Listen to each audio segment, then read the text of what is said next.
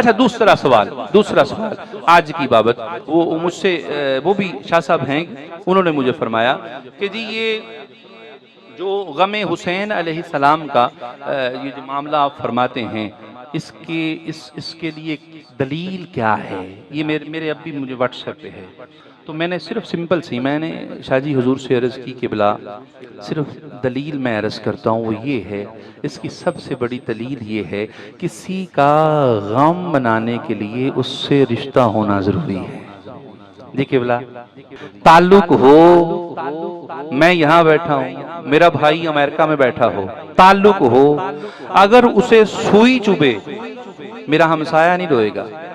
मेरे गली में से कोई नहीं रोएगा, मेरे शहर से कोई नहीं रोएगा, मेरे मुल्क से कोई नहीं रोएगा, लेकिन रोएगा अगर मेरे भाई को वहां पर तकलीफ हो, रोएगा वही जिससे मेरे भाई का ताल्लुक है। अब जब कोई गमे हुसैन अलैहिस्सलाम में आंखें नम नहीं करता तो किबला एतराज कोई नहीं है, शिकवा कोई नहीं है, बस बात निस्बत की है। अब दलाइल पूछते हो तो मैं अर्ज करता हूं, लोग कहते हैं 3 दिन का सोग, 3 दिन का गम, मैं अर्ज करता हूं अब यही बात एक मर्तबा हजूर सैयद आलम अलैहिस्सलाम से सवाल तो करते ना कि हजूर गम तो मरने के बाद होता है, शहीद होने के बाद होता है, या रसूलल्लाह 50 साल पहले हुसैन अभी जिंदा है, हुसैन अभी खेलता है, हुसैन अभी पहनता है, हुसैन अभी खाता है, पीता है, सोता है, जागता है, हुसैन हंसता है, हुसैन खेलता है, हुसैन के माँ बाप जिंदा हैं, बादशाह फिर क्या वजह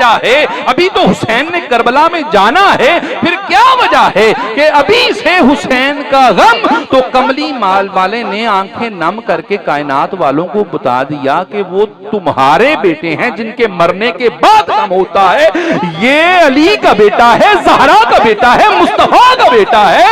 ये करबला में जाएगा, उसी का गम अभी से जारी है। अब ईमान से बताइए, जिसका गम उसकी जिंदगी में मुस्तफा ने बनाया हो और उम्मती शहीद होने के बाद भी ये पूछे कि हुसैन का गम कहां लिखा है। सिर्फ ये अर्ज किबला जी ये अर्ज करूंगा एक लम्हे के लिए, और एक मुफ्ती साहब ने ये भी फतवा दिया है कि 10 मुहर्रम को शादी कर लेनी चाहिए। मैंने कहा किबला कर लेनी चाहिए, लेकिन वो आपको मुबारक, मेरा तो मुस्तफा 10 मुहर्रम को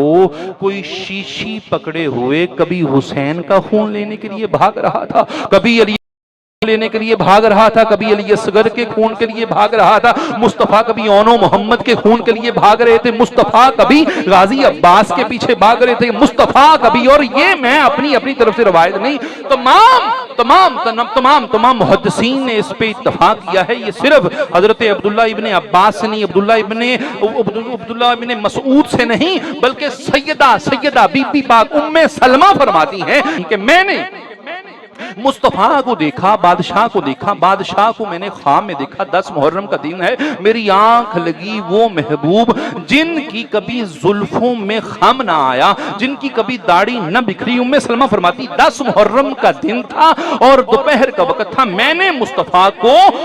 दाढ़ी में खाक पड़े हुए देखा, मैंने मुस्तफा को हुजूर के बाल बिखरे हुए देखा, मैंने मुस्तफा को लिबास पर गंदा देखा, आपके लिबास अतहर पर मट्टी पड़ी हुई थी, और मैंने रो के अर्ज की, सोना या रसूलल्लाह मेरे सर के ताज, मेरे महबूब, वजह क्या बनी? फरमाया उम्मे सलमा क्या पूछती हो, आज मेरा हुसैन और मेरे हुसैन की औलाद दश्ते करबला में ज़िबा कर दी गई, और ए उम्मे सलमा मैं आज सारा दिन अपने बच्चों का खून इकट्ठा करता रहा हूं, खून इकट्ठा। अब ईमान से बताइए मौलवी साहब, मुफ्ती साहब, मुहद्दिस साहब, पीर साहब, हजरत साहब, ईमान